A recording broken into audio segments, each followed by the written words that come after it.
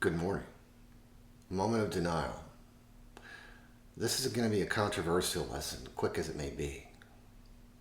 But when we are confronted in life with a moment of disbelief and a moment of faith, if our decision is denial, that is, the outright rejection of reality as it is, we are only perpetuating the cycle of suffering that this life brings to us. In the Buddhist tradition, the goal is to bring an end to the endless cycle of samsara, that is, daily livings, which is a form of suffering. It really is. So, in a sense, we as human beings exist on this planet in denial with relationship to our current situation, to our ultimate goal and purpose.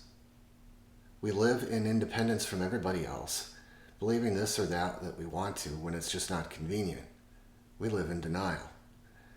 Most of us can exist in denial relatively easily until we're confronted, and then we're asked to make a decision.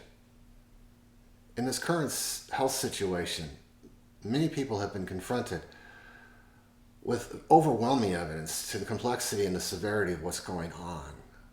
They live in denial, and they do rather absurd things in public to reinforce their views of the way it should be, not the way it is. They have so individualized their human experience that they fail to remember that they're not the only ones here. I have a quaint expression from my earlier days in my youth is, if life is not about me, then why am I here? This is a moment of vulnerability for me. And I hope many of you out there share this subtle, under the surface sensation like, why am I here? Why am I doing this? Why am I experiencing this pain? Which is why I was driven ultimately into a formal meditation practice.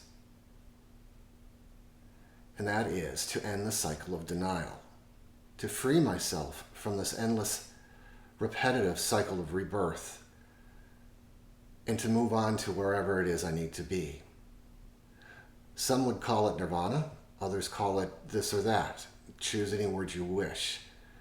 It is less about the destination and more about the moment, and that is, at the present time, samsara, suffering, the endless cycle of human existence.